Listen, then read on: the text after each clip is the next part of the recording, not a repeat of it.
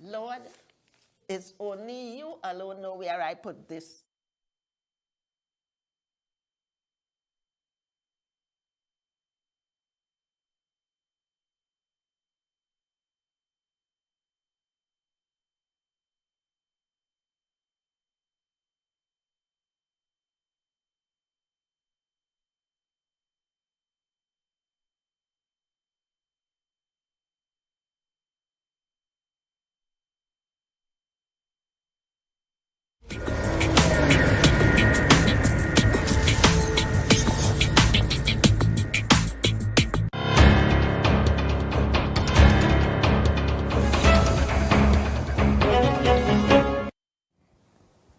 Good evening and welcome to Before the Ballot, an Assembly Town Hall review, production of the Tobago Channel 5 and Tobago CivilNET. My name is Aisha McKnight and we are here tonight chatting with Mr. Ian Pollard, Assemblyman for Mason Hall, Moriah, and Secretary for the Division of Settlements, Public Utilities, and Rural Development of the THA. Tonight, we will discuss or we will review the last 4 years of Mr. Pollard's term in the Assembly, and we will take your questions live. We have a studio audience here tonight at Tobago Channel 5, and we have listeners on Pulse 89.5 FM. The format is simple tonight. First, I will invite Mr. Pollard to summarize his performance over the last 4 years. And then we would have a discussion with him on questions about his tenure. And finally, we will take questions from the public here and from those at home. You can submit your questions via WhatsApp at 681-1005. Or you can call 681-1005. So my questions tonight will be about 3 topics: his representation of the people, his secretarial work, and his role in good governance in Tobago. Let's get started. So, Mr. Pollard, welcome to Before the Ballot. We thank you for being here with us and agreeing to take questions from the people. Now, this series is aimed at helping people speak directly to you, their representative, to understand Tobago's progress. And we want to thank you for being here so close after the carnival season. I know you probably went to jump up a little bit, but we appreciate your commitment. So we'd like to start by giving you 5 minutes to describe your performance over the last 4 years. Give us a fair and balanced review of how the last 4 years have been for you, the accomplishments, the challenges. Well, I want to say thank you and present good night to your viewing and your listening audience, especially the electoral district of Mason, Moriah, which I represent, and to the Executive Council and the Chief Secretary who repose confidence in me to be the Secretary for Settlements, Public Utilities, and Rural Development. The last 3 years and 11 months, I would sum it up as being very trying, tumultuous, but it shows that where we are now is where we are supposed to be as a division and as an island where housing is concerned. We are in the right trajectory. So I am pleased, I am confident with the staff at the division, and we now have a housing company in the division that is taking us in the right direction. Because as you will know, Tobago, we have never gotten any funding for housing. Any housing for funding before now came from central government. And the last was 2012, where they gave the PNM regime $108 million to construct homes in Tobago. For my 3 years and 11 months in office, they have given us $4 million to construct homes here in Tobago. Now that could only build 3 homes. There are budgetary line items that are given for maintenance of the housing development, but not to construct home. So it was very challenging for somebody like me who is very passionate about housing, especially to the single mothers out there who are struggling, those on the lower income level bracket that are really struggling and living day to day and don't have a proper place to rent. You have persons women going through enormous problems, COVID, during COVID, after COVID, I had many calls of persons being put out, women in the night, in bus sheds and stuff like that. And I really felt it for these people because they're on the lower income level bracket, and we don't even have a shelter here in Tobago that persons could go. The health department, they usually put you up for rent for 3 months, could go to 6 months. But everybody desires to have a home. Housing is not just a fly-by-night thing. It is a necessity today. And we see the living conditions of Tobago and Tobagonians, how we construct home, building peace, all because our income doesn't afford us to go to the bank to get the kind of loan that we need to construct home. So I am saying that it was very trying, but I'm thankful for where we are today with the good news that Tobago will be hearing. I didn't plan to talk about our achievement in the division until sometime next week. But tonight, CivilNET and this program will get the first taste of where we are with how we're going to take housing in Tobago. Thank you very much. So let's start with your representation of the people. You represent Mason Hall, Moriah. Now, Secretary Pollard, or Assemblyman Pollard, as the Assemblyman for Mason Hall, Moriah, what achievements over your term are you most proud of in Mason Hall, Moriah? Well, my most proudest achievement is the construction of that road at Bay Hill. 192 steps that persons traverse on a daily basis, young, old, and indifferent, to go to their homes, to take their groceries, to take water tanks. When I started campaigning in 2020, when I started to go up the hill, I was like, we reached the top, and they still had to keep going. And you can imagine persons have to traverse that. There was one of the constituents up there who fell ill, and they had to put her in a wheelbarrow because the ambulance couldn't get to where she lived. And she died in that ambulance, in that wheelbarrow, before she could get down to the ambulance. And many before us went there and told them that the road could not be built there. But during the 6-6, I took Secretary James there and asked him if a road could be constructed there, and he said, certainly. And that we did. So today, those people on Bay Hill could traverse. We have persons up there living that are 70-something years old, and imagine they have to buy groceries and tote them up the hill. Water tanks, if they purchase, they have to tote them up the hill. So I am very much proud of that project. But because of the budgetary constraint that we had over the last 3 years, we have to circumvent certain things, so we had to do it electoral district by electoral district. So I am patiently waiting that we could really explore and open up Mason Moriah, because I would say as a politician, we have been neglected in Mason Moriah for the last 20 years before we took office. 12 years under Mr. Ashrow Jack, and we all know Mr. Sheldon Cunningham was our Assistant Secretary and wasn't getting the funding necessary to do what is needed in the electoral district of Mason Moriah.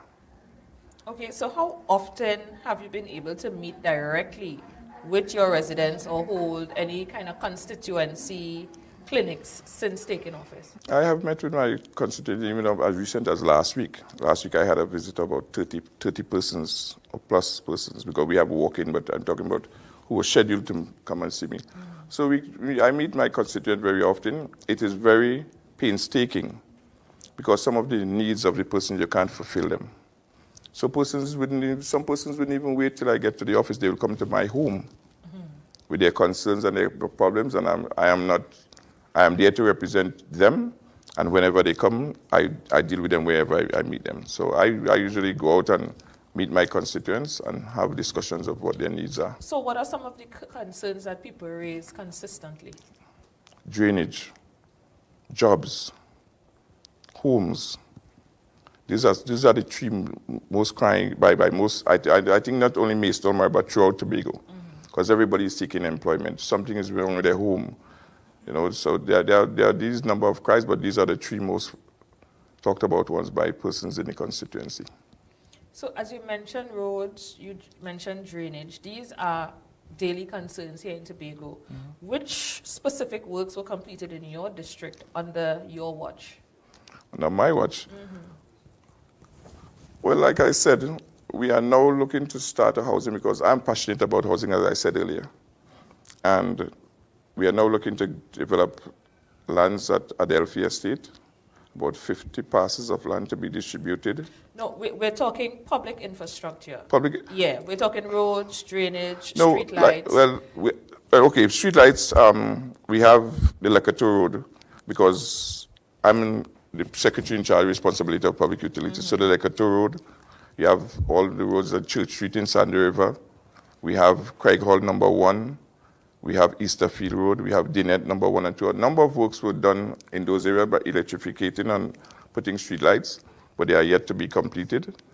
But infrastructure, drainage-wise, Secretary James and URP, they have been doing a number of small jobs within the community, and I'm certain that they will be there probably later this month to do major works in my electoral district. Okay, thank you. You also mentioned jobs, that people consistently come to you about jobs and job opportunities. What concrete steps have you taken to improve employment or to help increase small business activity in your district? That's a tough one because there's a number of training available, but I will say it as it is, some of the young persons are not gravitating to what is being offered. Because when they come to you, they come and they tell you that they want this early morning work, which we're trying to dissuade them from because you go to work for 2 hours, there's not much productivity. But it seems like nobody wants to work the regular 8-hour job. But those who have their professional training, we try to direct them towards the private sector because we know that Tobago doesn't have a thriving private sector because the THA cannot employ everyone. And we have so many persons, young persons who are qualified and able on the islands, but just that there's no vacancy for them to fit in. So I always try to tell people, just don't look for a job. Do what you are passionate about. Do something that you are happy doing. So you could get up every day with a purpose to deliver or get the job done. So have you helped any local enterprise be supported by the THA? Because you mentioned so many initiatives and training. Have you led anyone to that training, help them to get through the training, help them to get funding or anything, any small business from the THA? No, I would direct them exactly where the funding is that they're required. They could go and ask because it's an open policy throughout the THA. So we'll just direct them to go to the Division of Finance, go to whatever division that these funding is available. Like my division, we do home repairs and grants and stuff like that. So we have trained all the staff in all 15 constituencies to go out and assist these persons so they could access the grants that are available from my division.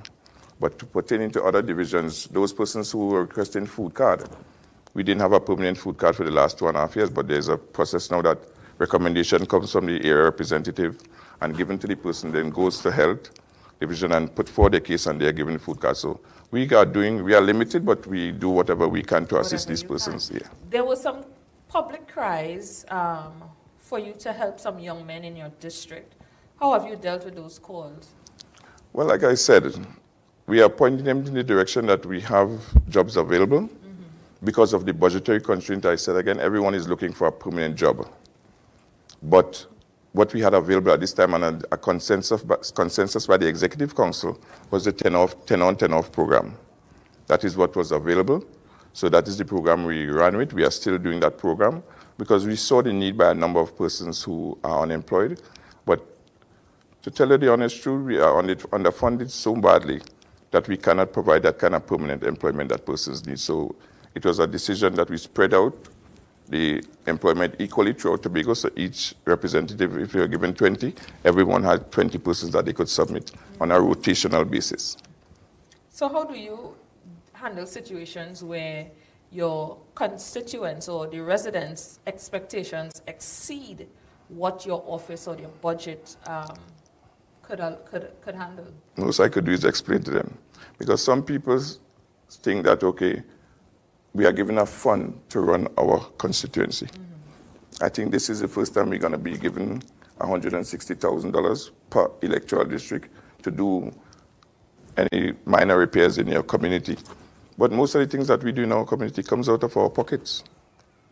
Or if someone is willing to make a contribution, but times it's hard with everyone. So everyone has that expectation that we are given money to do things in our constituency, but we are not. So can you recall for me one instance where you manage the expectations of a resident? or residents? I like to do things sometimes on the low. I'm not the typical politician that does everything for photo ops. I would finance food, stuff to homes. I'll finance books, but I do not take pictures. I'm not about to have those things on the social media page so people could say, well, okay, that they seek it. I don't do those kind of things. So I do things quietly. Like this Sunday, I was in a supermarket, and there were two elderly persons ahead of me. And I told the shopkeeper, I'm going to pay for their grocery. And one of the ladies turned and looked at me and said, you Father Christmas today? Who are you? And the lady didn't even know me. I said, no, ma'am.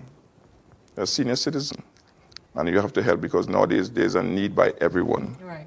So I will do whatever I have to do, but I will do my thing. And quietly, there's not everything that you need to showcase to the world that you have done something. I agree. Now, you have several different communities under your Mason Hall Moriah. Right. Now, several of them have water issues. They face a lot of water issues. How has your division's work on rural utilities improved the service reliability in those areas? Well, again, you touch a sore spot because I'm in charge of public utilities on the island, and water being a major concern. And I usually have that problem, but most I could do is advise. I have a good relationship with the management of WASA and water shortages throughout the whole island. And sometimes where I live, sometimes I'm out of water for 3 days. And I get a call from every resident. As soon as they don't have water, they call the representative. And you call Mr. Williams at WASA, Secretary, the pump blow down at Craig Hall, Secretary, the pump blow at King Peter Bay. We have aging infrastructure on the island. So you have to just keep relating to them and keep them updated as okay. They say the water will be back in next day, next 2 days, so you have to just keep relating to them. But we have to get to that point where I had conversation with the Minister for Public Utilities. And it's high time because of the water levels, as WASA would have said in their publication, the water levels in Tobago are dropping daily, in the wells and in the rivers. And I've had discussion with Minister Pollard that it's high time we have desal plants in Tobago. Because all this rain that fall, the water washes out to the sea. And I've been telling my constituent, if this is rainy season and we have so much problem for water, stock up on more tanks because the dry season is going to be even worse. That's very true. So on that, everyone, we will take a short break. Stay with us. We will be right back.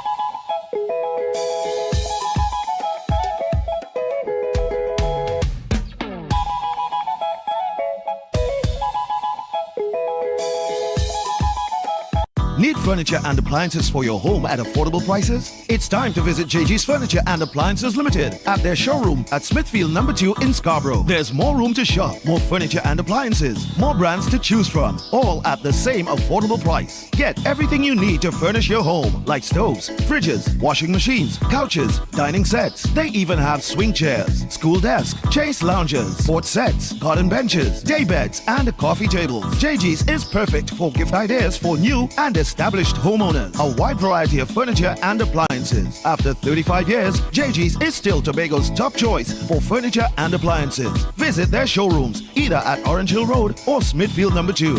JG's, make your dream home come true.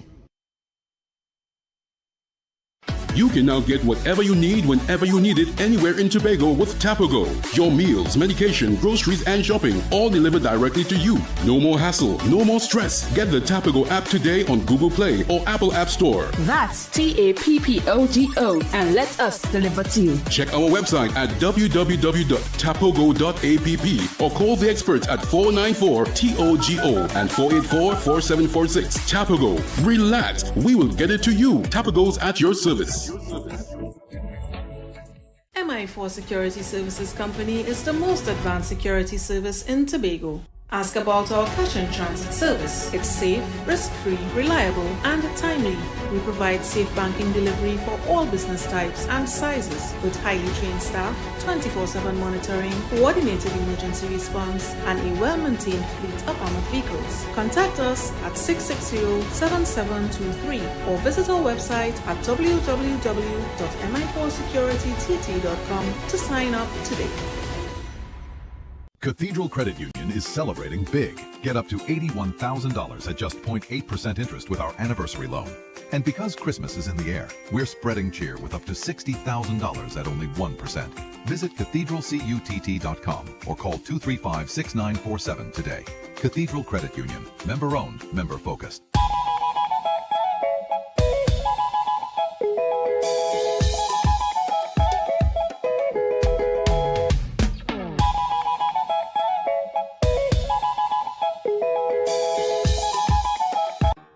Vodel Supermart and Pharmacy. Almost everything, almost anything, almost anytime, almost every day. We in every season for every reason. Vodel Supermart and Pharmacy. Almost everything you want from a pharmacy. Just ask our pharmacist. Well, almost. We are here to serve all of you all of the time. Vodel Supermart and Pharmacy. 141 Chauvin Road, Buku. Call our pharmacy on 610-7634 or our supermart on 768-0723 and 766-0476. Vodel Supermart and Pharmacy. Escape to elegance at Le Chateau Suites Tobago. Gated privacy, breathtaking villas, unforgettable memories, where Caribbean dreams become reality.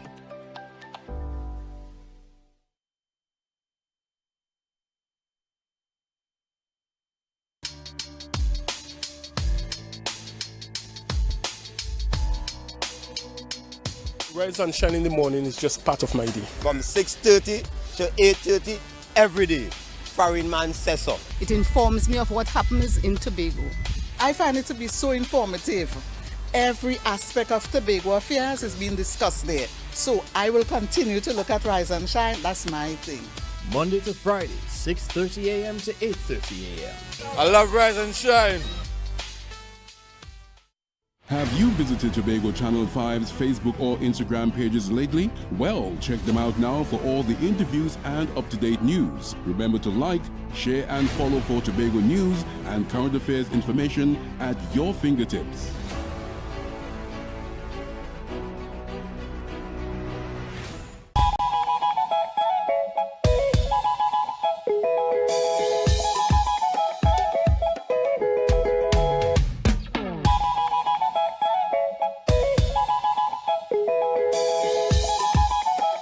Need furniture and appliances for your home at affordable prices? It's time to visit JG's Furniture and Appliances Limited at their showroom at Smithfield No. 2 in Scarborough. There's more room to shop, more furniture and appliances, more brands to choose from, all at the same affordable price. Get everything you need to furnish your home, like stoves, fridges, washing machines, couches, dining sets. They even have swing chairs, school desks, chase lounges, sports sets, garden benches, day beds, and coffee tables. JG's is perfect for gift ideas for new and established homeowners. A wide variety of furniture and appliances. After 35 years, JG's is still Tobago's top choice for furniture and appliances. Visit their showrooms either at Orange Hill Road or Smithfield No. 2. JG's, make your dream home come true. You can now get whatever you need whenever you need it anywhere in Tobago with Tapago. Your meals, medication, groceries, and shopping all delivered directly to you. No more hassle, no more stress. Get the Tapago app today on Google Play or Apple App Store. That's TAPPOGO and let us deliver to you. Check our website at www.tapogo.app or call the experts at 494-TOGO and 484-4746. Tapago. Relax. We will get it to you. Tapago's at your service. MI4 Security Services Company is the most advanced security service in Tobago. Ask about our cash and transit service. It's safe, risk-free, reliable, and timely. We provide safe banking delivery for all business types and sizes with highly trained staff, 24/7 monitoring, coordinated emergency response, and a well-maintained fleet of armored vehicles. Contact us at 660-7723 or visit our website at www.mi4securitytt.com to sign up today. Cathedral Credit Union is celebrating big. Get up to $81,000 at just 0.8% interest with our anniversary loan. And because Christmas is in the air, we're spreading cheer with up to $60,000 at only 1%. Visit cathedralcutt.com or call 235-6947 today. Cathedral Credit Union. Member-owned, member-focused.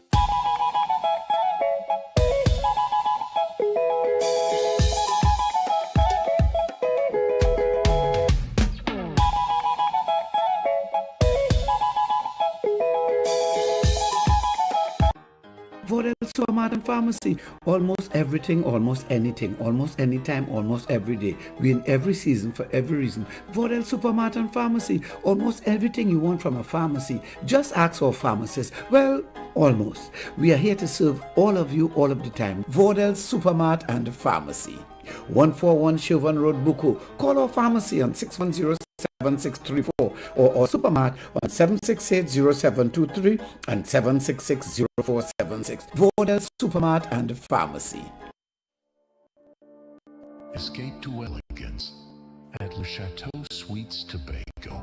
Gated privacy, breathtaking villas, unforgettable memories, where Caribbean dreams become reality.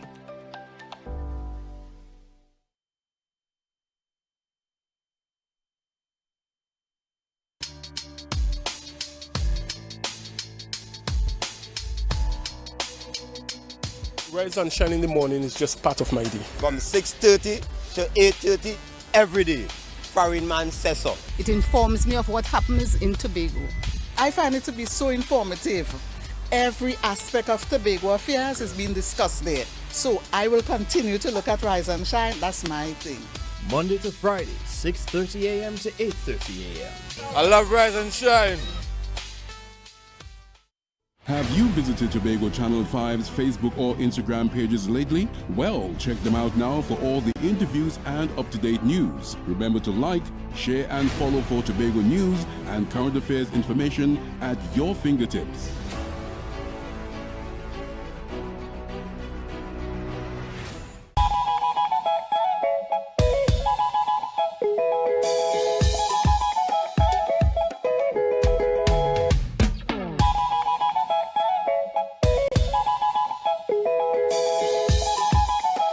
Need furniture and appliances for your home at affordable prices? It's time to visit JG's Furniture and Appliances Limited at their showroom at Smithfield No. 2 in Scarborough. There's more room to shop, more furniture and appliances, more brands to choose from, all at the same affordable price. Get everything you need to furnish your home, like stoves, fridges, washing machines, couches, dining sets. They even have swing chairs, school desk, chase loungers, sports sets, garden benches, day beds, and coffee tables. JG's is perfect for gift ideas for new and established homeowners. A wide variety of furniture and appliances. After 35 years, JG's is still Tobago's top choice for furniture and appliances. Visit their showrooms either at Orange Hill Road or Smithfield No. 2. JG's, make your dream home come true. You can now get whatever you need whenever you need it anywhere in Tobago with Tapago. Your meals, medication, groceries and shopping all delivered directly to you. No more hassle, no more stress. Get the Tapago app today on Google Play or Apple App Store. That's TAPPOGO and let us deliver to you. Check our website at www.tapogo.app or call the experts at 494-TOGO and 484-4746. Tapago. Relax. We will get it to you. Tapago's at your service. MI4 Security Services Company is the most advanced security service in Tobago. Ask about our cash and transit service. It's safe, risk-free, reliable, and timely. We provide safe banking delivery for all business types and sizes with highly trained staff, 24/7 monitoring, coordinated emergency response, and a well-maintained fleet of armored vehicles. Contact us at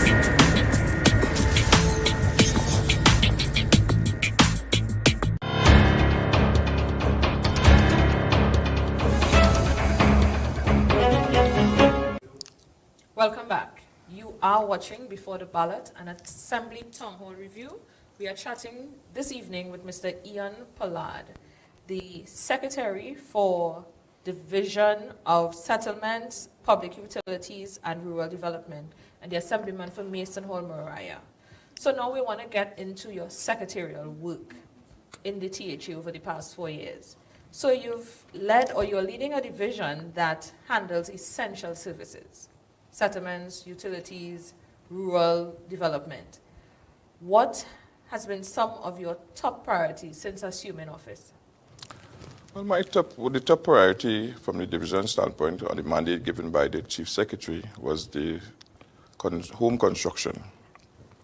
We have had lands at Riceland, Sherburne, Adventure, Mason Hall, Bacalet, but funding has always been a problem. As I stated earlier, we've only given $4 million for housing over the last 3 years and 11 months.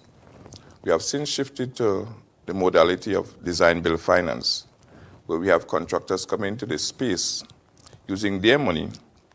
We provide them the pre-qualified clients, and they construct and recoup their money that way. So that was the mandate given that we should approach there, because there's no way that we will get the funding from Trinidad. While they have spent over $2 billion over the last 3 years in Trinidad on housing, we were only given $4 million. And I want to make that point clear to Tobagonians. So how has those priorities aligned with the wider development plans or goals for Tobago?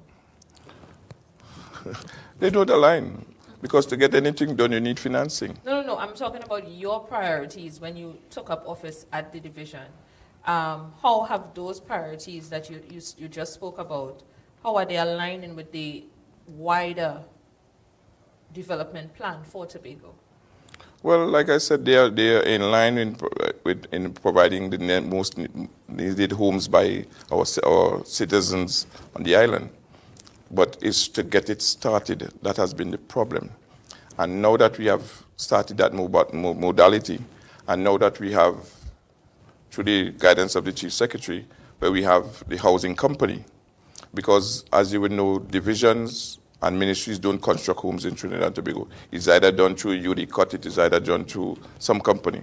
So we have started a company recently, I think it was only this year, and I am pleased to announce to Tobago, it's going to be said the first time, that come the middle of next month, before we even break grounds, we are going to have a draw to hand out 250 housing units to Tobagonians, 120 at Adventure in Plymouth, and 130 at Riceland. And we have about 50 parcels of lands in Mason Hall to hand out, and a further 44 in Bleming to hand out to persons. So the lands are given to those who wish to purchase. We could only sell lands at $15 per square foot. So if you get a 5,000 parcel piece of land, it's only $75,000. But you must pay for that land in 6 months, and you must show that you could construct within 2 years. So you don't want any vacant lots? There will be no vacant lots, because coming into office, first question was if there were any homes available. I was told no by the division, and I've given away 5 townhouses in Plymouth since then. And I've met, there are developments like Milford Court and Buku, that 2026, they will be 50 years old, and we still have lands in there to give out to Tobagonians. So, I mean, that is definitely something to see. As you said, next month, in the middle of next month, we should expect to see that. There will be a draw that these lands, before we even break ground, because what we are doing in this modality is giving persons who are pre-qualified a chance to build their bank balances so that they could afford these homes, because these homes are not cheap. They would be around $750,000. So the contract period is from 18 months to 24 months. So once you're selected, you have time to pay off your car loan, pay off your hire purchase loan, so that your disposable income could be enough so you could afford, because we see a growing concerns in the country, in the island, that persons are caught up in motor vehicle purchasing. And they tie your salary up for 8 to 10 years, and you cannot afford, when the opportunity comes, for you to purchase a home. Well, I mean, that's another discussion because there's a whole other discussion in terms of how easy it is to get a motor vehicle as compared to houses and land here in Trinidad and Tobago. But let me just bring it back to your secretarial work. You have been quoted as saying that only 2 workers were affected by your division's restructuring. Yes. What drove that decision, and what was your message to the staff afterward? Well, coming into office, there were recommendations by the Auditor General of Trinidad and Tobago that the grants program under that unit were not structured. So we only followed what the recommendation that came from the Auditor General, that it should be a committee that is supervising the grants distribution and not just a few workers, because we had instances where you have a salary cap where you qualify for these loans. And we have some families who were over by just $200 and were denied these grants. And you have persons who were over by $4,000 and were given these grants.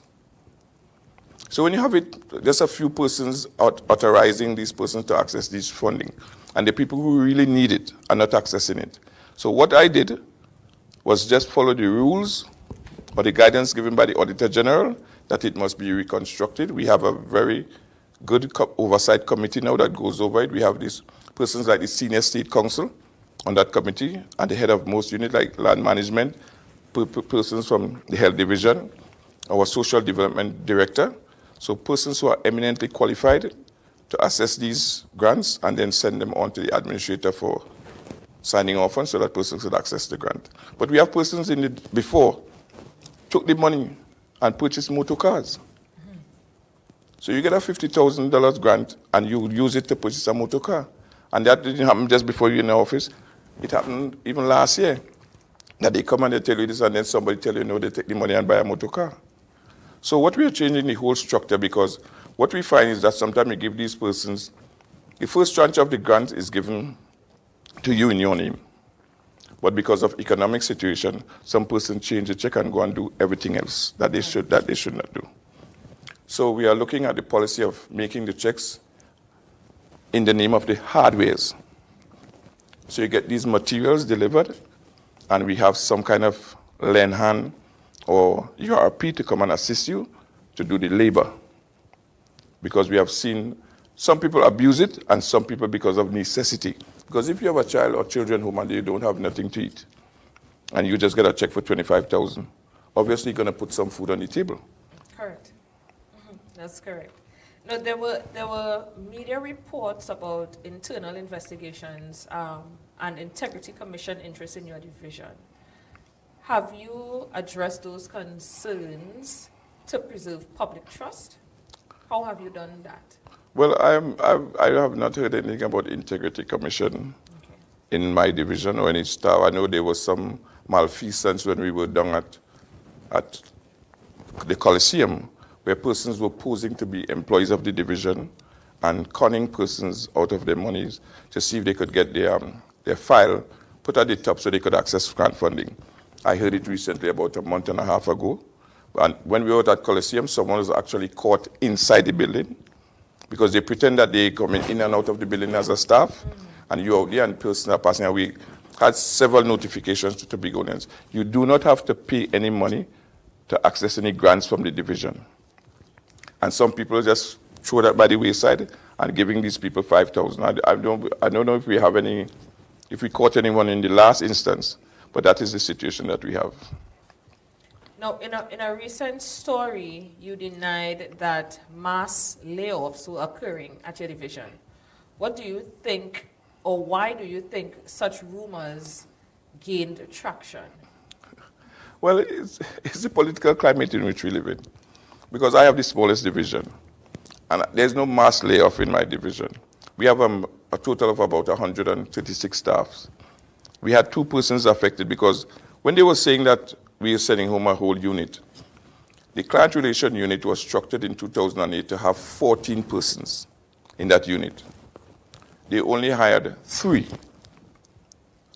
So in restructuring, one met the age of 60, and legally she had to retire. 2 persons, like I said, was affected.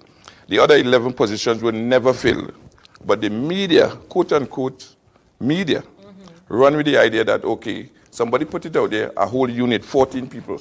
But the 11 positions were never filled from 2008 to 2023. So whatever is branded out there, because we know it's silly season and some people do something for traction. But if it's one thing you're going to get from this secretary, I'm going to follow the law to the letter. And anything I do, my chief secretary is informed that this is the situation and I'm going to act on it as so accordingly. So what improvements did you make with communication? Because obviously something got out that wrong information got out as far as you're saying.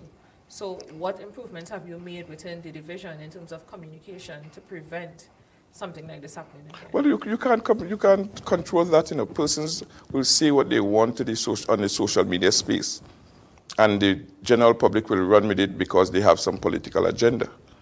But I don't have the time to extend between things that are fictional.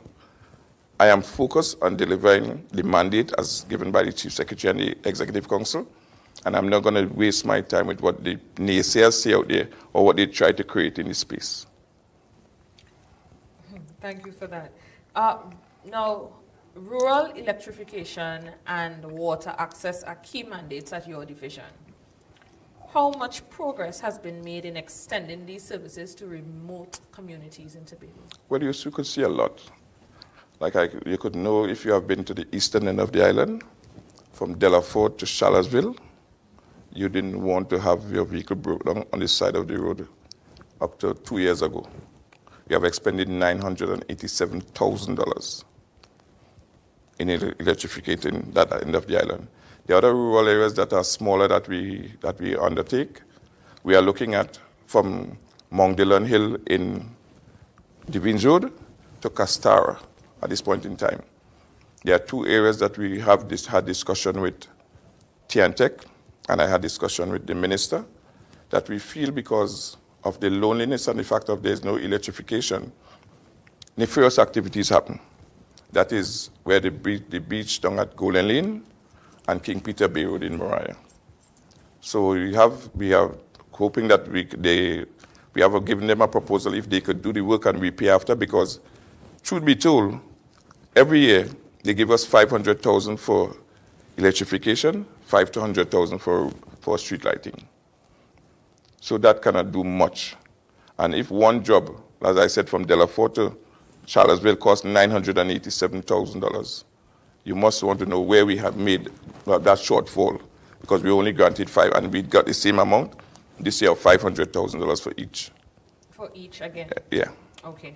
So you mentioned that next month you're going to have some distributions of land, right? Mm-hmm. How do you ensure transparency and fairness in allocating things like this, public land, public housing, because these things are highly politicized? That is branded about, but we had a draw for Riceland in 2022. And I had persons who came in the day before the draw on the Friday, submitted their documentation, and their name came in on the draw. We had persons also who were in the system 20 years, and their name came in on the draw. The draw is handled by an independent person from Trinidad. So all we do is give them the list of the names. They come, they do whatever they have to do, and they just press the computer randomly, it stops, that name is selected. The secretary, the administrator, we have no dealing where that is concerned.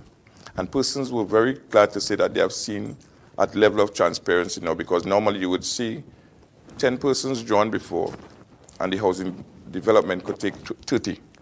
Who are these 20 other persons? Now, it is possible because as secretary, I'm entitled to 25% of the total amount of housing or land distribution in any development, which I will share with my colleague, or could be used for persons who are disabled, who fire victims and stuff like that. We could distribute that 25%. But we are hoping to bring it to a level of transparency, because the Chief Secretary even recommended that we should move to a modality of first in, first out. Because it's hard to be, some of the people we met today have been in the system since 1998. But you see, we always tell people, if you signed up for lands at call on, and that development we did this selection, you now have to come and update your application to the current development. Right. So some people think it's an automatic rollover. It is not. Once you choose 2 spots and those developments have been selected, your name stays right there unless you come in, and we have been putting it out on the social media space, on the television, that persons need to come in and update. We always encourage people to come in and update so that you could be one of the persons selected in those draws. So do you, in that case, as you're talking transparency, do you support publishing the allocation data publicly? Yes, we usually say, because normally it is divided like 25% to the secretaries, then we have the protective services has a certain percentage. We have different sectors and it is known beforehand, so we normally try to pool them. Because persons in protective services, we put them in a pool by themselves, so if you have 10, so persons in the fire service, the army, the police, those alone will be there. Then there's for the general public. Right. So let's move into utilities. What has been done under your division and your leadership to upgrade the public utilities here in Tobago? You mentioned earlier about the aging water lines and pumps like that. What has been done? Well, like I said, most we could always have conversation, because the monies that are spent by WASA the allocation doesn't come to Tobago. That is spent out of central government. Right. We're only given money for TNTech, like I said, electrification and street lighting. So most we could have is conversation and hoping that they could provide the services that is necessary to Tobago and Tobagonians. I like that you have that relationship with WASA, because we always and have this, right. So we always have this issue where as soon as the road is fixed, WASA comes to dig it up. How have you been working to ensure better relationship and planning where that is concerned? Well, you know, that's a very interesting question, because coming into office in 2021, 2022, what was the norms before was that WASA and the Division of Infrastructure will meet. We are going in to do these roads or whatever, and the monies used to be given to Infrastructure Division to do the repaving. Right. On entering into office under the PDP/TPP, the central government then withheld all that money from the Infrastructure Division, and what they were doing the spending from Trinidad to resurface these roads.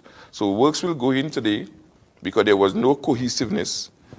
Pave a road, and then a leak pops up or somebody pays for a connection and they go and dig up. So is that still the situation? No, right now we are looking that I have conversation with the minister that if that monies could be allocated back to the Infrastructure Division, and we could have some synergy that we could sit down and decide, well, okay, we are looking to go in this direction. We're going to do the north side road. So WASA, whatever you need to do, and then we come in and resurface. So Secretary James has already been advocating that those monies will need to be sent, because WASA doesn't do a good job, they say, of resurfacing, but we need to have that synergy where the Division of Infrastructure and WASA work closer together. So what do you see as the single biggest efficiency bottleneck in your division's operations? You know, under what aspect? The public utilities or lack of funding? Lack of funding. Mm-hmm. Like I said, we are the smallest division and we are overlooked. Because as I said before, housing is essential. We have a database of 10,000 persons waiting on homes. But how could you give us $4 million in 3 years and 11 months to construct homes at Tobagonian? So this is why we have gone to the modality. And the danger of going into this modality is that, remember, the contractor comes in this space with his money. He's looking to recoup it as fast as possible with some interest. Now the price of material has soared.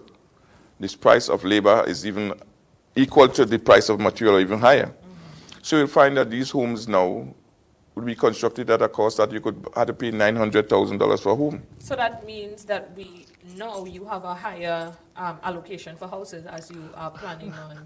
Well, we were given $7 million this year, mm-hmm. But like I said, the modality of design build finance, because what I must say about the Riseland, the Adventure project, is to the tune of $157 million. that contractor is bringing into the space. And Riseland, it's about 143 million. So you have a close to $300 million coming into the space of Tobago for the first time. That is outside our budgetary allocation for housing. And that is the only way we could really supply the needs to Tobagonians if we have this modality or continue along this modality. Because clearly we don't have the money and we were never given that kind of money. No, I like that you went into the fact that it's expensive. Housing, public utilities, all of that is very expensive. So what innovations are you exploring to reduce the cost and improve sustainability here in Tobago? Well, up to today we were talking about Tobagonians. We are hell-bent on concrete and steel. But the world has gone past that to using alternative materials. And the things that they look and condemn because I was at the opening of Chef Pro prefab homes, and I saw Tobagonians with a little pen choking the side of the building to test the city quality. But you know, we would leave here and go to North America or Europe and stay in homes made out of the same material. And that is the way the world is going, because if you are to afford a home, and we are supposed to provide a home for you, we cannot go the way of concrete and steel anymore. It is too expensive. There was a time that a ton of steel was $9,000. But it's something that we are hoping, and I was so elated today when we spoke about using alternative material that most of the persons in the room were happy that we are looking for some cheaper alternative.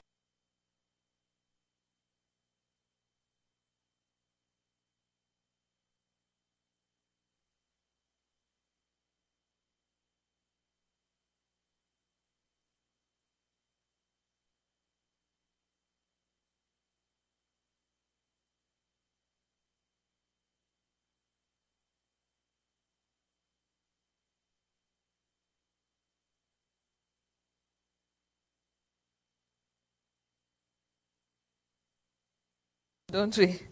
So on that one, a short break now. Stay with us. We'll be right back.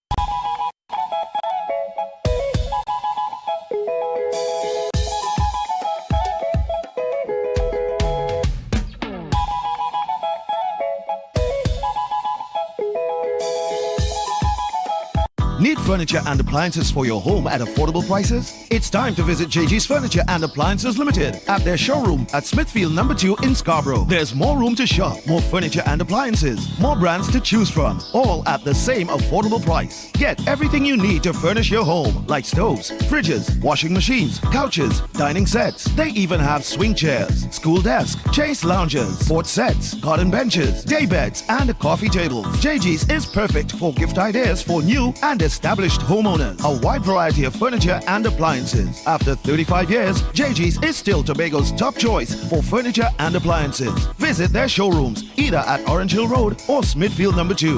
JG's, make your dream home come true. You can now get whatever you need whenever you need it anywhere in Tobago with Tapago. Your meals, medication, groceries, and shopping all delivered directly to you. No more hassle, no more stress. Get the Tapago app today on Google Play or Apple App Store. That's TAPPOGO, and let us deliver to you. Check our website at www.tapogo.app or call the experts at 494-TOGO and 484-4746. Tapago. Relax. We will get it to you. Tapago's at your service. MI4 Security Services Company is the most advanced security service in Tobago. Ask about our cash and transit service. It's safe, risk-free, reliable, and timely. We provide safe banking delivery for all business types and sizes with highly trained staff, 24/7 monitoring, coordinated emergency response, and a well-maintained fleet of armored vehicles. Contact us at 660-7723 or visit our website at www.mi4securitytt.com to sign up today. Cathedral Credit Union is celebrating big. Get up to $81,000 at just 0.8% interest with our anniversary loan. And because Christmas is in the air, we're spreading cheer with up to $60,000 at only 1%. Visit cathedralcutt.com or call 235-6947 today. Cathedral Credit Union. Member owned, member focused.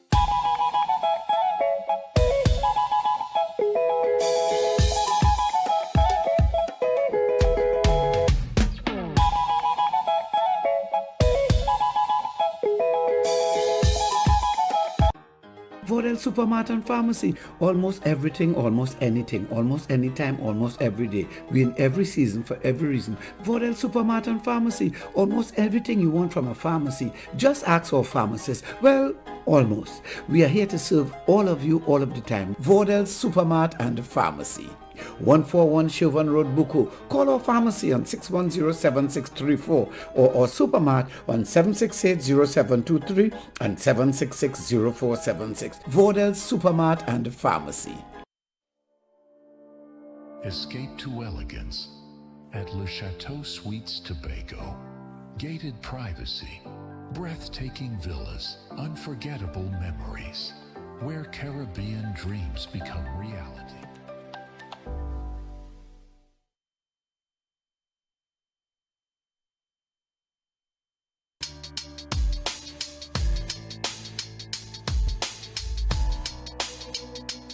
Rise and shine in the morning is just part of my day. From 6:30 to 8:30 every day.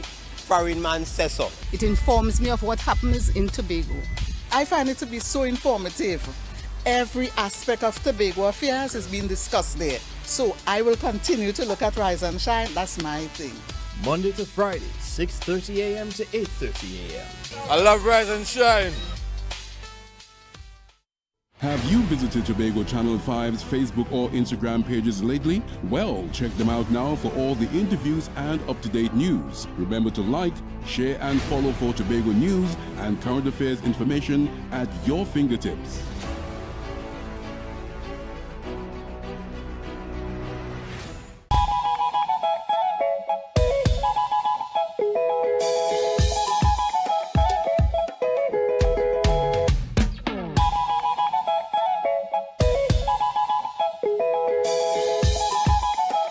Need furniture and appliances for your home at affordable prices? It's time to visit JG's Furniture and Appliances Limited at their showroom at Smithfield No. 2 in Scarborough. There's more room to shop, more furniture and appliances, more brands to choose from, all at the same affordable price. Get everything you need to furnish your home, like stoves, fridges, washing machines, couches, dining sets. They even have swing chairs, school desk, chase loungers, sports sets, garden benches, day beds, and coffee tables. JG's is perfect for gift ideas for new and established homeowners. A wide variety of furniture and appliances. After 35 years, JG's is still Tobago's top choice for furniture and appliances. Visit their showrooms either at Orange Hill Road or Smithfield No. 2. JG's, make your dream home come true. You can now get whatever you need whenever you need it anywhere in Tobago with Tapago. Your meals, medication, groceries and shopping all delivered directly to you. No more hassle, no more stress. Get the Tapago app today on Google Play or Apple App Store. That's TAPPOGO and let us deliver to you. Check our website at www.tapogo.app or call the experts at 494-TOGO and 484-4746. Tapago. Relax. We will get it to you. Tapago's at your service. MI4 Security Services Company is the most advanced security service in Tobago. Ask about our cash and transit service. It's safe, risk-free, reliable, and timely. We provide safe banking delivery for all business types and sizes with highly trained staff, 24/7 monitoring, coordinated emergency response, and a well-maintained fleet of armored vehicles. Contact us at 660-7723 or visit our website at www.mi4securitytt.com to sign up today.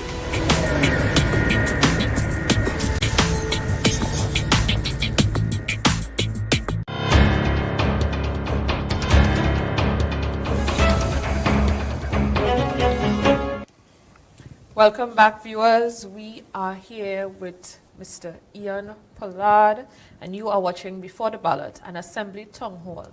You are reminded to send in your questions via WhatsApp. The number is 681-1005. That number again, 681-1005.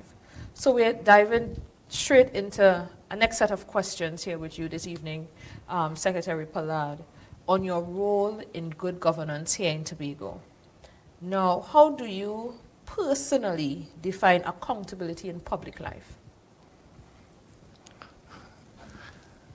Well, you always have to do the right thing as an individual, and you have to lead by example. And like our mandate is that money is not finite. You must always have accountability and transparency in what you do. And that is the mantra that we usually operate from as the Executive Council. Because, because we have limited funding, we try to spread it as wide as we can spread it. But it must be well spent and must be spent to the benefit of the citizenry of Tobago. Now, as you said, accountability and Integrity Commission investigation placed you under some scrutiny. How did you respond internally, and what reforms have been introduced to prevent similar concerns? That was about not filing the Integrity Commission for 2022. We were a bit late, and you could see it was not just the Tobago Assembly. We have government ministers who have not filed integrity forms for even before we came into office in 2021. So what we did, everyone filed, they sent in the integrity forms, and most of our members are up to date. Some of us are behind, but it's something that is not say that we are trying to evade anything. But the forms were signed and the check was sent because they charge you $1,500 for being late. So you send the check and you send the form in, and then you just continue filing. Okay, good. So transparency in hiring and contracting has been a talking point in Tobago. How are you improving these systems under your leadership? Hiring in the state of employment or for construction purposes? Employment and contracting in terms of construction purposes. Well, employment, everyone has to go through the application process. We only afford a certain amount of staff members and sitting secretary, but everyone has the right to apply. It goes through the HR process, and interview is conducted, and someone is selected. Pertaining to the construction, I've heard this branded about by the minority leader, that Tobago contractors are being left out, or we're not catering for them. And I was tempted to tell him last Thursday in the House, maybe you should go back and ask your former leader, former Prime Minister, with the introduction of the procurement legislation, that one, there are two persons responsible for procurement in every division, your administrator and your procurement manager. Secretaries or assistant secretaries has no dealing with procurement of contracts. And what I found in the Tobago space, and I want to say it slowly tonight, when we sent out expression of interest for the Shervan project, we had about 19 persons who desired to submit tender documents. When you get to the stage of sending in the tender documents to do the project, because the Shervan project is $492 million. No Tobago contractor submitted tender documents. We went to Adventure. The same thing happened. They go on site visit. They show interest in expression of interest when you put the tender document out. They do not tender. We went to Riseland, the same thing. Last one we had was in Mason Hall, Adelphi Estate. So you're saying that Tobago contractors are not submitting tender documents, none, in order to be qualified, considered for contracts. We went to Mason Hall, the last project we put out. There were 18 persons showed interest. On the site visit, there were 9 out of the 18. You know how many contractors submitted tender documents? 1 from Trinidad. So in a situation, and I've been telling them, if the projects are of size that you cannot handle as an individual contractor, why not pool your resources? You may not be able to compete with those the 180 some $50 something million, But as Tobago contractors who have been in the vineyard for all these years getting contracts, pool your resources. So if we have something to deliver to the people of Tobago, and the procurement legislation said, this is the process you have to follow. Now that was put in place by the government. We have to follow those guidelines.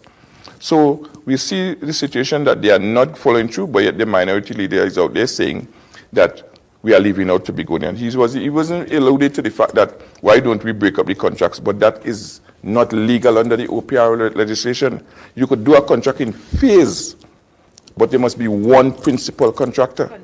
You cannot do it as how they did it before. They had a brace wall to will, they give part A to this contractor, part B to that contractor. That is going to land the administrator or the procurement manager $500,000 and 3 years imprisonment.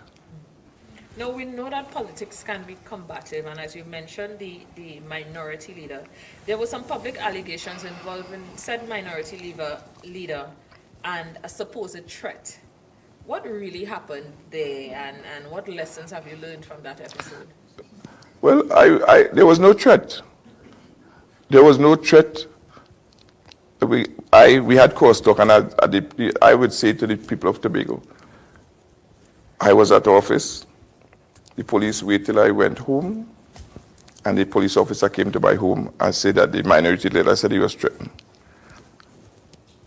The only place in the country you have free to say whatever you need is in the House of Parliament or the House of the THA chamber.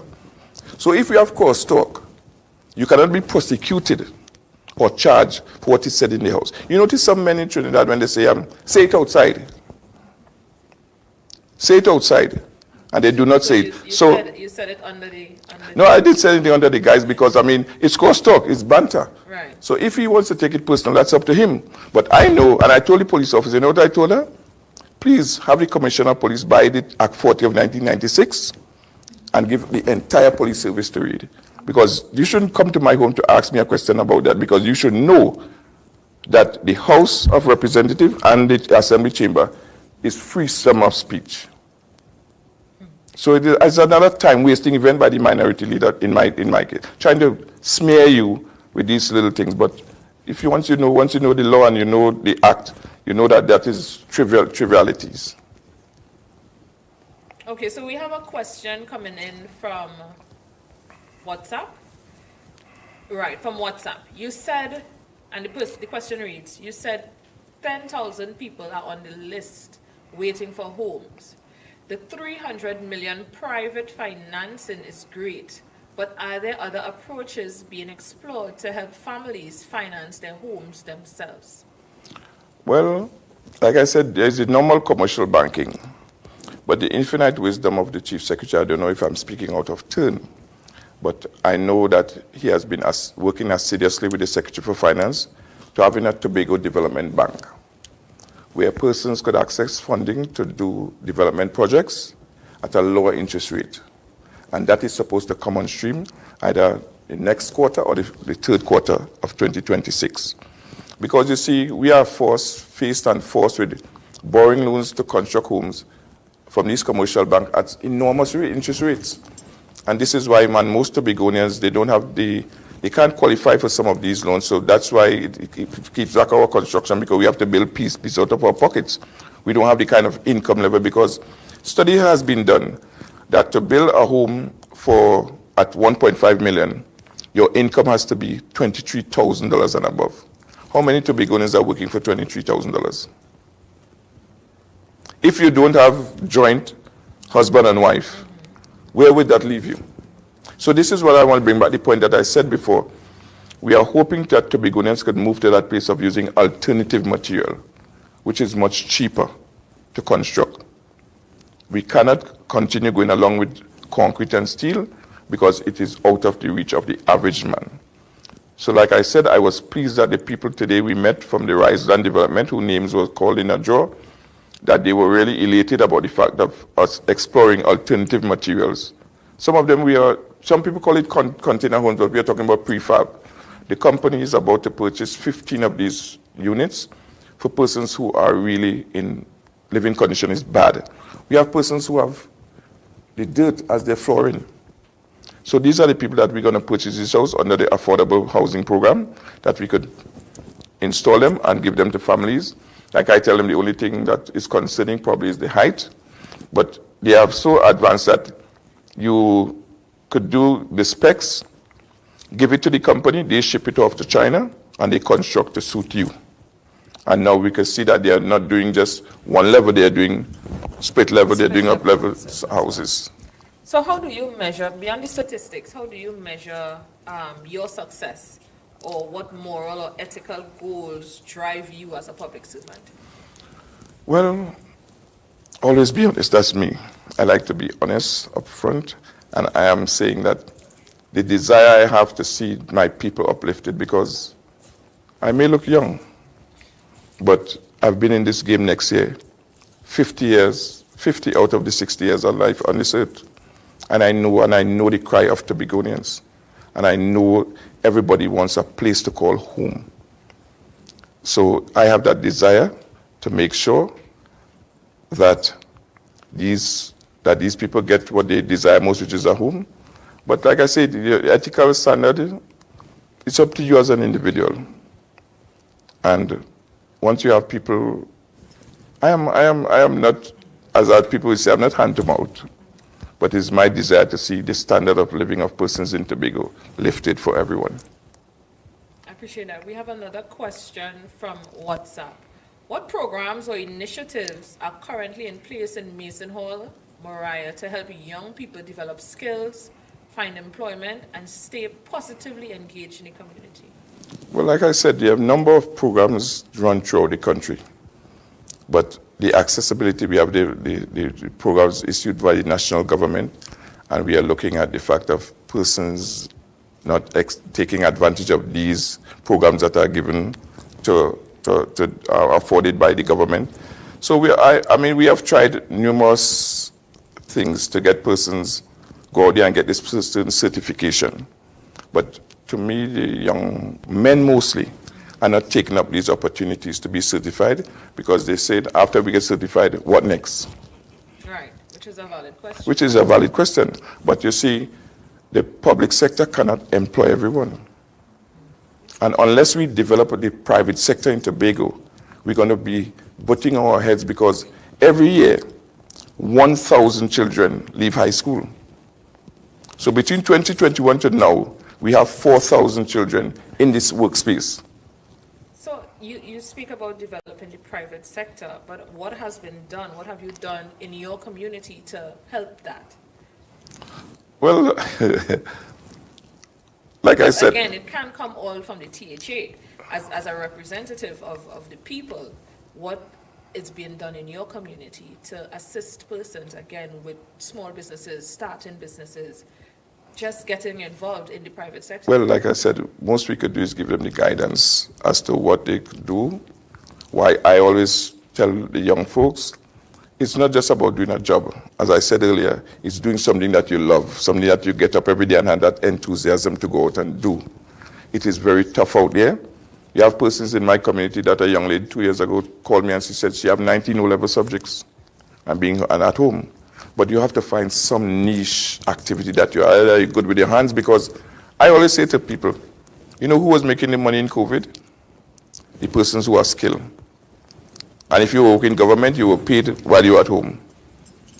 So unless you develop a skill, and that is what is important, because in my community, I try to engender a program where we have about 9 joiners in Mason, Moriah, and we have lands in the Mason High School area. And I was saying to the chief and the executive council, let us build a bay as we have done at Nipdeck. Have these joiner shop move from their home, because the dust, the noise is causing problem between families. Have them in this area where they could do their construction of their furniture, and have the school children come over and learn a trade. Because most of the schools in Tobago now, we don't have no tech work going on in them. But we see that where we are looking for skilled persons in the construction of home or developing the island, we have persons have to come from Trinidad, because no one is going along that line.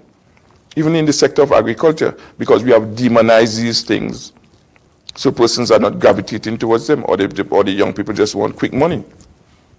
Well, young people are very skeptical about politicians and the integrity of politicians. What do you want them to see differently in how you operate? Well, to be honest, forthright, and you're always there at their beck and call to guide them. Because this didn't just start 2021 for me. I've been involved in my community from the age of 9. I was the head of the Cub Scout movement. I was the captain of the Maystall under-13 football team. I played for Signal Hill, won major trophies, went abroad, studied, come back here. At 18 years, I used to be coaching men who were 30-something in Maystall. So it is, you have to put in the work. You have to put in that labor of love in your community, and the person will see if we are, because persons in the community, the young ones, Big Ben, Mr. White, they call me Mr. Whitey. I said, no, just say Whitey. But people give you that level of respect because they see who you are. And this is something that we have to have more coming from the men in our society, that persons could look up to you, and no matter what, they will give you that level of respect. But we have that. I'm the first one to say that the men in society is feeling the society. No, I mean, that could be said, and you know, the women do have to uphold the men as well. Yes. But tell me something. Let's get back to good governance. How can good governance break the silos that the THA divisions operate in? How do you think that can happen? Well, the responsibility falls on all of us. And I usually say that when we took office, everybody said we have a change of government. But the workers, all they wanted to change was the 15 representative persons. You have to play your part. Your working hours is from 8 to 4. You know that you have to be there doing whatever is necessary so that persons get their salaries on time, whatever is needed. But everybody is just doing what they want to do, because I sit in my office and I see 1 o'clock some of my employees with their bags, and they stop in the car and they jump in the car and they're gone. I went to St. Vincent and met with the Prime Minister of St. Vincent. And what we have here as office spaces is like a palace to what they have as office spaces. And it was a Friday afternoon, and 4 o'clock the offices were full. And I told my staff, wow, could you see this in Tobago?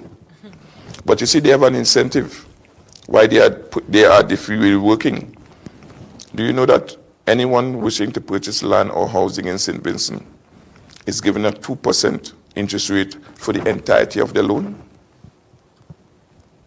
For the entirety of the loan? Of the loan, 2%. So that gives them the incentive. So this pay increase by the Prime Minister of 10%, we're hoping that that gives some incentive. But for good governance, it is not just the elected representative. It falls on all of us, of you playing your part. And if you don't play your part and you have breakdown in communication, breakdown in channel, the whole system falls. And we have to take responsibility, because we say in the Executive Council we have a harvest culture. I can't come down hard on you because your harvest is next week. And I'll pass by you to get a plate of food and a drink. So you do nonsense, and we ain't going to penalize you. But we have to, if we are ready to develop the island, persons have to be serious, and not just the elected representative, the entire island. When you go to do your job, you do it to the best of your ability. Even though you're a street cleaner, do it to the best of your ability. I definitely agree with that, and in terms of increasing productivity. But that 2% is something that the THA needs to look into, because, I mean, over 70% of the workforce here in Tobago is employed in the THA. Yes, it is something, but it's something that has to be discussed with the central government and the banks, because for a government to pass that as a law in these islands, and the banks adhere to it, because you could remember from COVID, Mayor Motley told the banks to freeze all payments, interest payment by individuals. And if you increase the payments, she's going to take steps against you as the banking industry.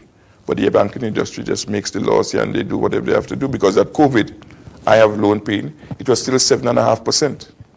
You have no business going on because of COVID, shut down for 2 years, and you are charged 7.5%.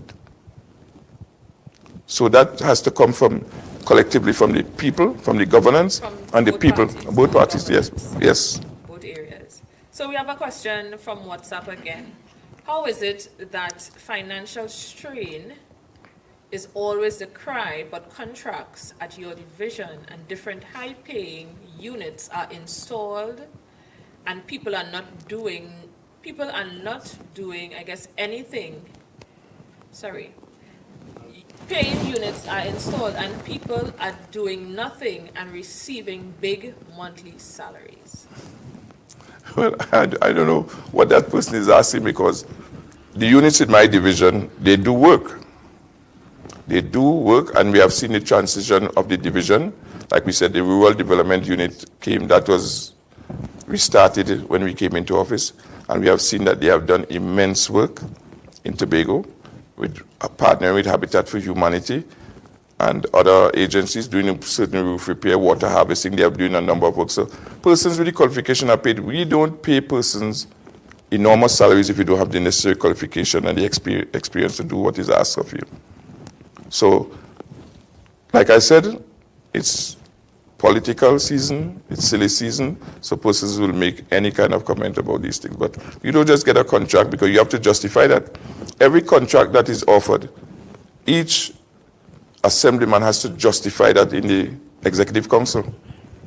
And you could be told that, okay, sorry, you have to hold on this, or sorry, we can't go forward with this. So it's not like you as a secretary just giving someone a contract. It is ratified by the executive council.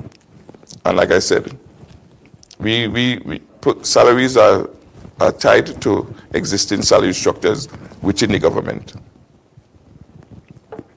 Sorry, but justification could mean anything. I could justify anything. No, you could justify it, but you think my chief secretary is going to sign off on something that doesn't hold water, or my colleagues? That's not what happens. That's the next thing. So let's look back over your tenure. What decisions are you most proud of, and which ones do you wish you could redo? I am very proud of restructuring and realigning the division of settlements. As I said, everything was done ad hocly in the division. And you have to develop, if you want to develop your island, it has to be structured. And when you make the decision, it may be quite uncomfortable to some person, because we have some person in the system who have been there for 15, 20 years and accustomed to doing something their way. But when you have the guidance and you see that, okay, the world is moving in this direction, we need to move in this direction, it may cause some discomfort. So we now have to learn to readjust. What I regret that I didn't do was take this approach earlier. Because in order to have progress, they will have discomfort.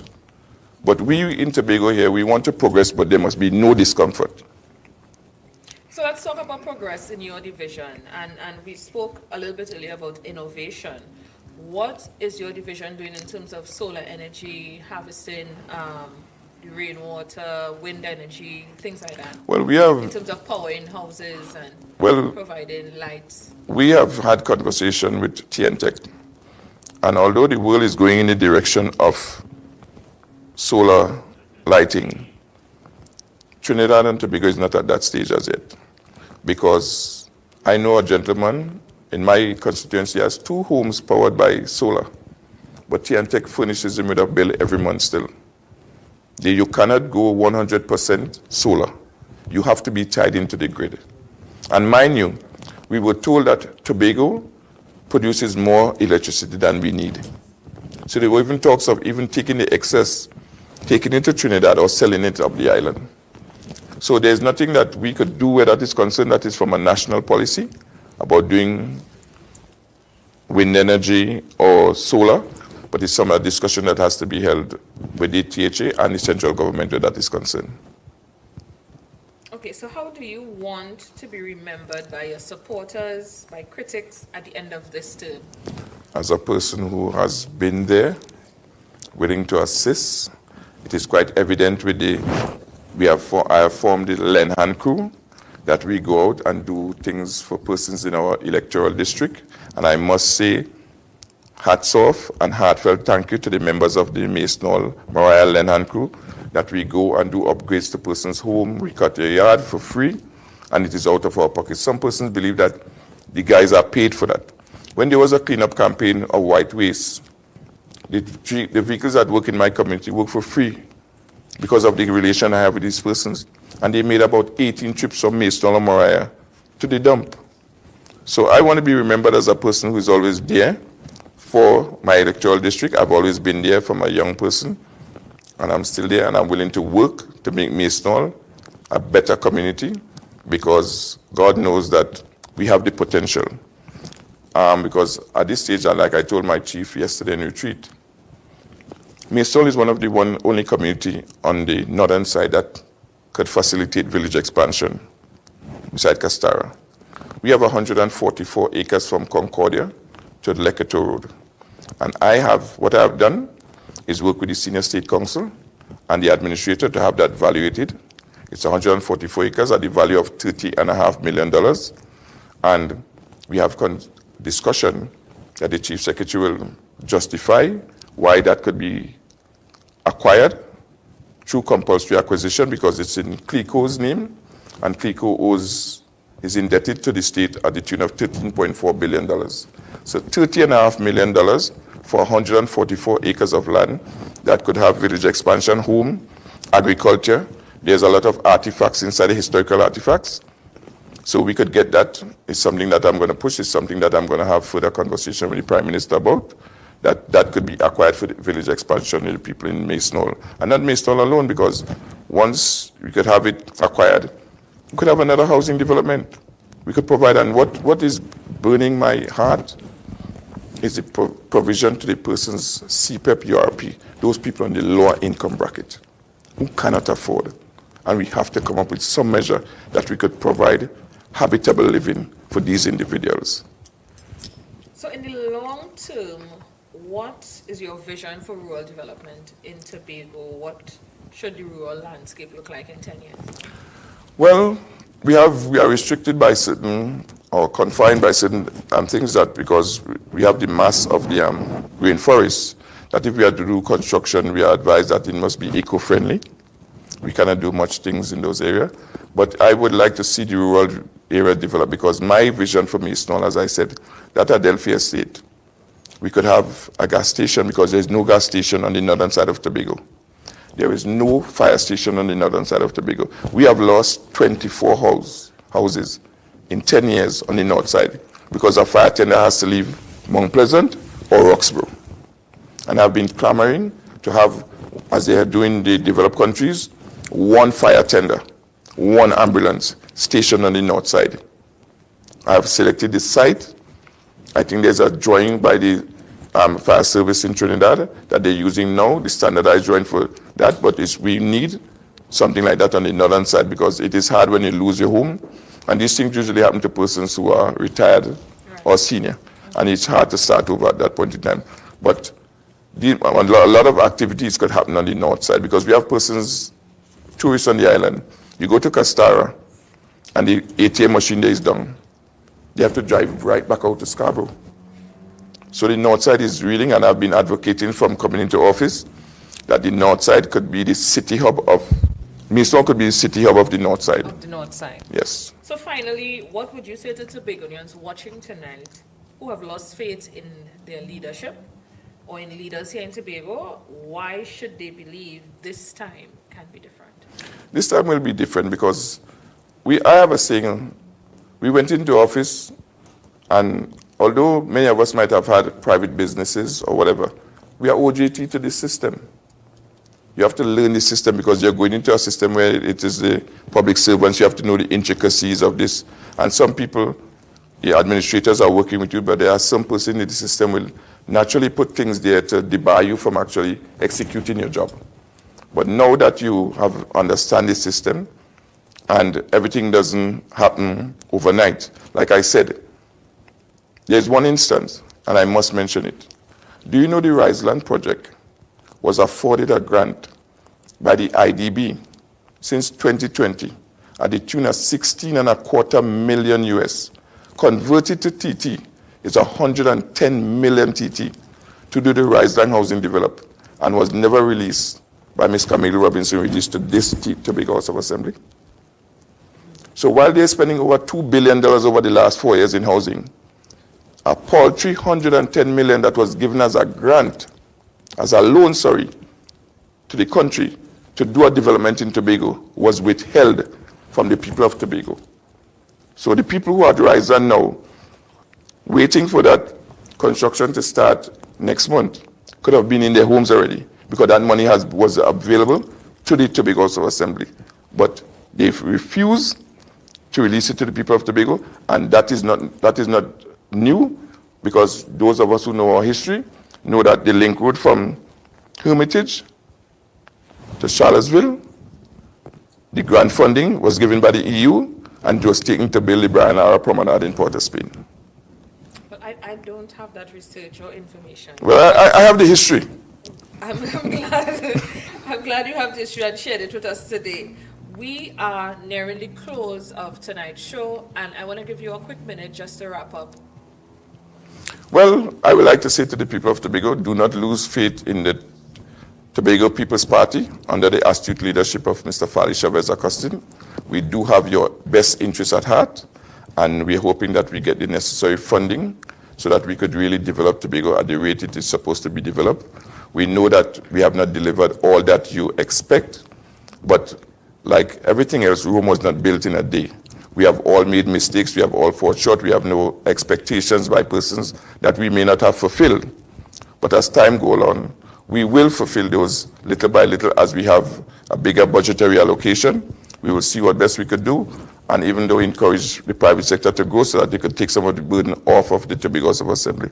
But given our 4 years, with the first 4 years of the then PNM regime, we have far exceeded in our deliveries to the people of Tobago. Because some people, what they do is compare 21 years to 4 years. And that is unfair. Because we haven't got the money, we didn't receive the amount of money that they received, because we would have known that from 2001, when the dispute resolution gave us a percentage of the budget, they had more money than us. But what we have now, we have done work magic. Look at what Secretary James has done with the road infrastructure in Tobago, with design, build, finance modality. Look at what all the secretaries are doing in Tobago with what little we have. Imagine if we get much more. So Tobagonians, do not lose faith. Do not lose faith. We are on a journey. It is not a 4-year journey. It is going to take us. We have a 20-year plan, and we are striving to bring you to that point where you could be comfortable on your island. Thank you, Mr. Pollard, Assemblyman for the Mason Hall Moriah and Secretary for the Division of Settlements, Public Utilities and Rural Development. Thank you for sitting in with us tonight. This brings us to the close of tonight's Before the Ballot session. We would like to thank you again for agreeing to sit with us this evening. Anytime. Thank you for all those who tuned in, who shared your questions. Thank you for being with us. This is a reminder that this event was organized by Tobago Channel 5 in collaboration with the Tobago CivilNET organization. We thank you and bid you good night.